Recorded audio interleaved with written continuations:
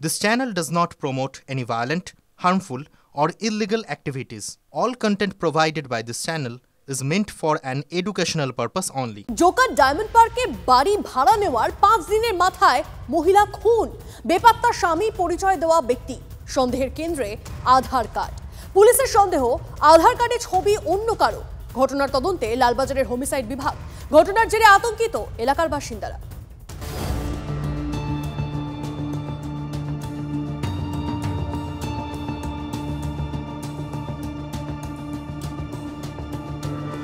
শীতের দুপুরে রহস্যের উত্তাপ। জোকার ডায়মন্ড পার্কে ভাড়া বাড়িতে মহিলা খুন, বাড়ি ভাড়া নেওয়ার 5 দিনের মাথায় মহিলা ভাড়াটের গলা কেটে হত্যা, স্বামী পরিচয় দেওয়া ব্যক্তিও বেপাত্তা। কে খুনি, কেন খুন, রহস্যের জট ছাড়াতে ব্যস্ত লালবাজারের হোমিসাইড শাখা। পুলিশ এখন যেটা জানতে চাইছে, যে ব্যক্তির সঙ্গে মূলত এই মহিলা এসেছিল সেই ব্যক্তির খোঁজ চালাচ্ছে এবং একটি আধার কার্ড পাওয়া গেছে এবং মহিলার যে এই যখন এই বাড়িতে আসে এবং এই যে আবাসনের যে সিসি ক্যামেরার ফুটেজ খতিয়ে দেখবার চেষ্টা করছে যে এই মহিলার সঙ্গে অন্য কোনো ব্যক্তি এসেছিলেন কিনা বা এই ঘরের মধ্যে অন্য কোনো ব্যক্তি ঢুকেছিলেন কিনা। এখন যেমন পার্ক এত বড় হয়ে গেছে, কে কোথায় ভাড়া আসছে, কে যাচ্ছে, আমরা কিছু টেরই পাই না। আতঙ্ক তো লাগছে এখন শুনে, কারণ আগে কোনোদিন আমরা এখানে শুনিনি যে এইরকম ঘটনা ঘটছে। পুলিশ সূত্রে খবর, প্রাথমিকভাবে জানা গেছে ছায়া সর্দার ও কার্তিক সর্দার নামে দুজন স্বামী স্ত্রী পরিচয় দিয়ে গত 17 জানুয়ারি জোকার ডায়মন্ড পার্কের একটি বাড়ি ভাড়া নেন। মহিলা কি একাই এসেছিলেন? না, वो स्वामी स्त्री बोलते हमारे बोर है। बाड़ी वाला बुलाया, बोला जो इसमें क्या क्या हुआ, थोड़ा आके देखो तो खून उन गिरा है। तो आके देखता है जो तो उसको गला में बांध दिया, मुंह पूरा, और खून उनकुली गिरा है। বৃহস্পতিবার সকালে একতলায় নেমে বাড়িওয়ালা দেখেন ভেজানো দরজার তলা দিয়ে বেরিয়ে আসছে রক্তের ধারা। চমকে যান বাড়িওয়ালা। এরপর ভেজানো দরজা খুলতেই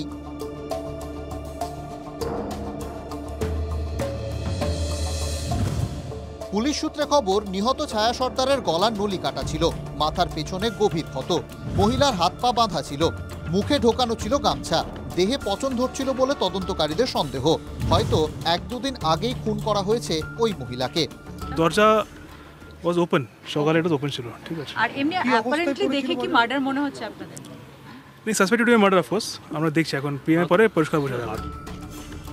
খবর পেয়ে ঘটনাস্থলে পৌঁছয় পুলিশ, আনা হয় পুলিশ কুকুর। এই ঘটনায় সন্দেহের কেন্দ্রে আধার কার্ড।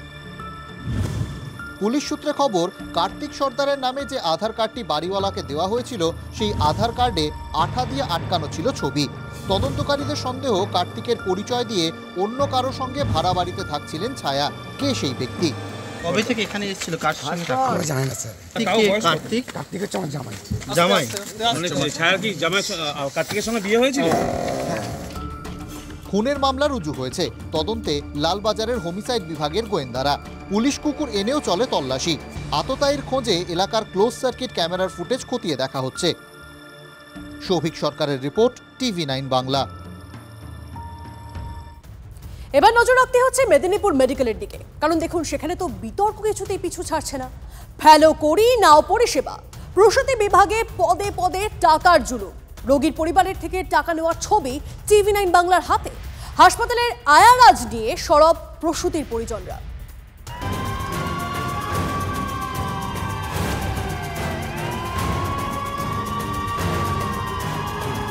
একবার উপর থেকে নিচে আসবে 1000 টাকা, আবার নিচে থেকে উপরে নিয়ে যাবে 1000 টাকা। কি হসপিটাল না গরুর গোয়াল, এটাই জানতে চাই।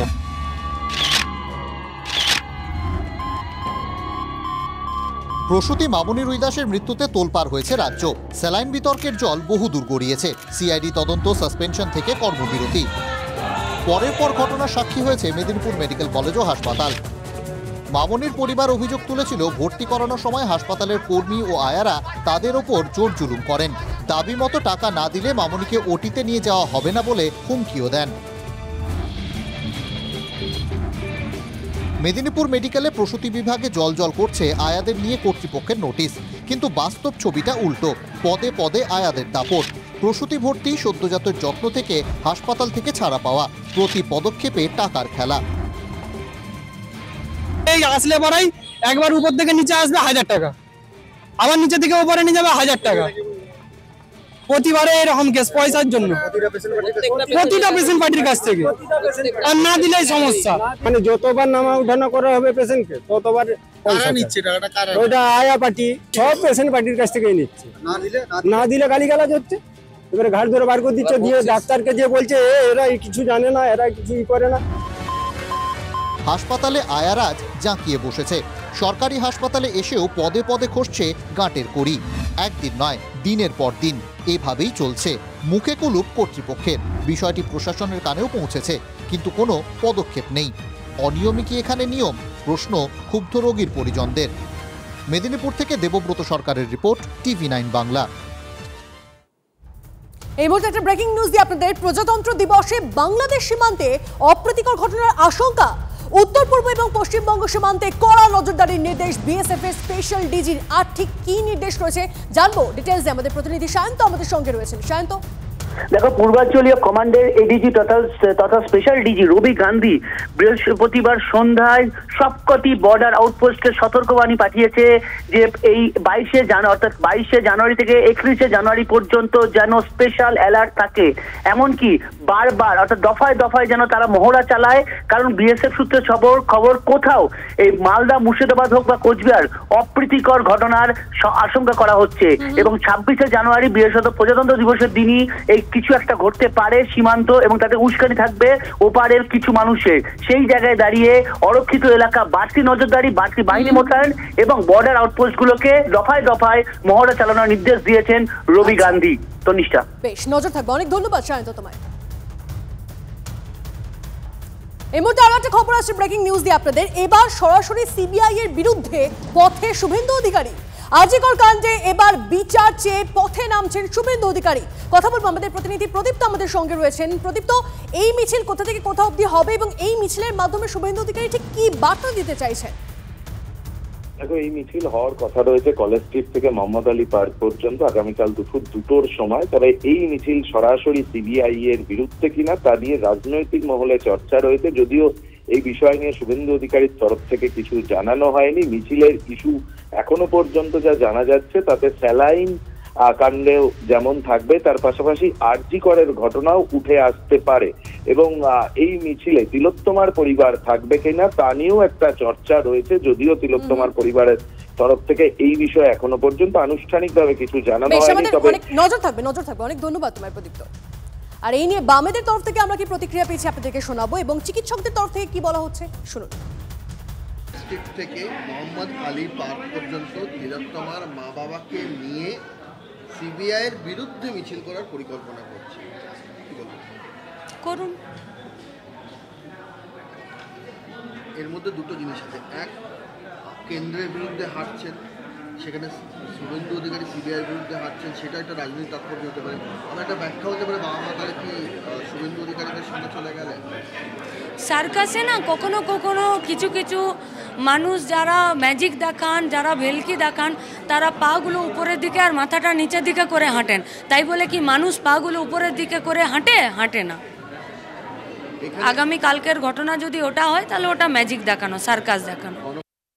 বাবা মার হচ্ছে যে কথা বলে লাভ নেই। তার কারণ হচ্ছে যে তারা দেখুন দরজায় দরজায় ঘুরেছে, এখনও কোনো দরজা নেই যেখানে ওনারা হচ্ছে যে করা নাড়েননি বিচারের জন্য। ফলে খড়কুটো যা পাবেন তারা বিচারের আশাতে তারা সেটাই ধরবেন, এটা খুব স্বাভাবিক। এটা নিয়ে বাবা মার বিষয় নয়, কিন্তু হচ্ছে যে শুভেন্দু অধিকারী, মাননীয় শুভেন্দু অধিকারী তার দলের আমরা যা ভূমিকা দেখেছি গত 5 মাসে তাতে, এবং হচ্ছে যে এই তার দলের যারা মন্ত্রী, কেন্দ্রের স্বাস্থ্যমন্ত্রী এসছেন, স্বরাষ্ট্রমন্ত্রী এসছেন, একবার দেখা করারও প্রয়োজন মনে করেননি নির্যাতিতার পরিবারের সঙ্গে। তারা কোন মুখে মিছিল করেন তারা। পরের খবরে আসি। নিম্ন আদালতের বিচারকের পর্যবেক্ষণে নতুন করে দানা বাঁধছে তিলোত্তমার ন্যায় বিচারের দাবিতে আন্দোলন। বৃহস্পতিবার মৌলালী যুব কেন্দ্রের অডিটোরিয়ামের রাজপথ দখল নেওয়ার ডাক দিয়ে গণকনভেনশনের আয়োজন ডক্টরস ফর ডেমোক্রেসি। সেই আলোচনার মঞ্চে হাজির ছিলেন ডিওয়াইএফআই এর নেত্রী মীনাক্ষী মুখোপাধ্যায়। সেখান থেকে মীনাক্ষী মুখোপাধ্যায় থেকে নাট্য ব্যক্তিত্ব চন্দন সেন, তিনিও উপস্থিত ছিলেন। সাধারণ মানুষকে রাস্তায় নামার ডাক দেওয়ার জন্য তিলোত্তমার বাবা মায়ের কাছে আবেদন চন্দন সেনের। আমাদের এখন দাবি হওয়া উচিত যে 7টা স্ট্যাটাস রিপোর্ট দেওয়া হয়েছিল তা আরটিআই করে আমাদের হাতে তুলে দেওয়া হোক। আর যেটা অভিনয় নয়, সেটা হচ্ছে সিআইএসএফ এর রিপোর্ট।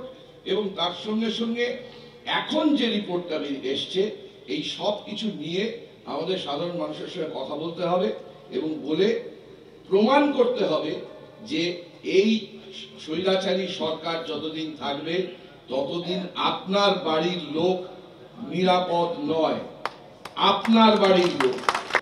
আমি নির্যাতিতার বাবা মাকে অনুরোধ করব, সোজা কল দেন রাস্তায় নেমে আসার জন্য। ওনারা যদি আজকে কল দেন, রাস্তায় সমস্ত মানুষ চলে আসে।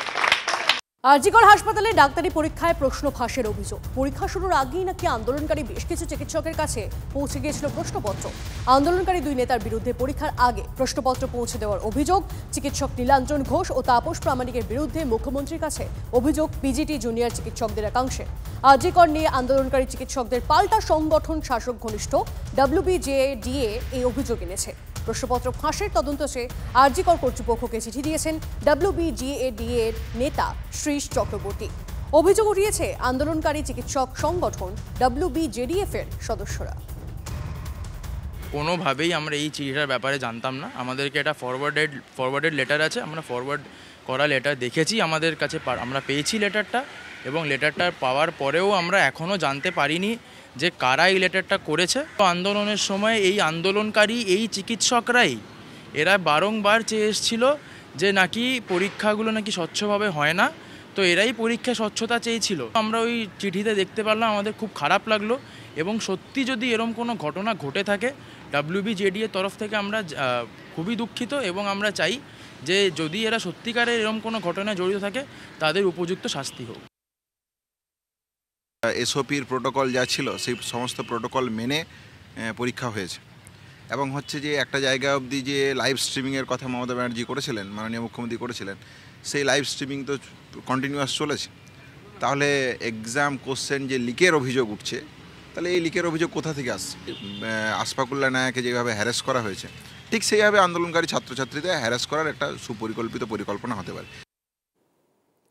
সিপিএমের বাঁকুড়া জেলা সম্পাদক দেবলীনা হেমব্রম জেলা সম্পাদক হয়ে নজির গড়লেন দেবলীনা হেমব্রম। বঙ্গ সিপিএম এই প্রথম কোনো মহিলা জেলা সম্পাদক পেল। পার্থ চট্টোপাধ্যায়ের শারীরিক অবস্থার অবনতি, বৃহস্পতিবার বিকেলে ইউরোলজি ওয়ার্ড থেকে কার্ডিওলজির আইসিইউতে স্থানান্তর করা হয়েছে। Cardiology, medicine, nephrology, chest medicine, এন্ডোক্রিনোলজির চিকিৎসকদের নিয়ে মেডিকেল বোর্ড। হিমোগ্লোবিনের মাত্রা কমে 6, ক্রিয়েটিনিন 2.8। চন্দননগরের অন্যতম হেরিটেজ চন্দননগর কলেজ। এই কলেজকে সম্মান জানিয়ে 23শে জানুয়ারি স্পেশাল কভার খাম প্রকাশ করল ভারতীয় ডাক বিভাগ। চন্দননগর কলেজের সেমিনার হলে খাম প্রকাশ অনুষ্ঠানে উপস্থিত ছিলেন postmaster general south Bengal region Riju Gangopadhyay, কলেজের অধ্যক্ষ দেবাশিস সরকার, হুগলি ডাক বিভাগের সিনিয়র সুপারিনটেন্ডেন্ট দেবরাজ শেঠি। মানুষের জন্যে দেশের একটি প্রতিষ্ঠান, একটা প্রয়াস থাকে প্রতিটি মানুষের কাছে পৌঁছে যাওয়া এবং পৌঁছে দেওয়া। সেই উদ্যোগের বলতে পারেন সেই ভাবনার এবং সেই স্বপ্নেরই আজ আমরা কিছুটা হলেও রূপায়ণ করতে পারলাম এই প্রতিষ্ঠানের ওপর স্পেশাল কভার প্রকাশ করে। এবং এই ব্যক্তি মানুষের জায়গা থেকেও সুভাষচন্দ্র বোসের জন্মদিন অবজার্ভ করা, প্রতিষ্ঠানের ইউনিক আইডেন্টিটি এবং পোস্টাল ডিপার্টমেন্ট সেই তারিখকে বেছে নিয়ে স্পেশাল কভার রিলিজ করা, এই সপ্তাহে আজকে আমরা যারা উপস্থিত থেকেছি তাদের প্রত্যেকের নিজের নিজের অবস্থানে একটা স্মরণীয় মুহূর্ত, এবং কলেজের তরফ থেকে আমরা আন্তরিকভাবে ধন্যবাদ।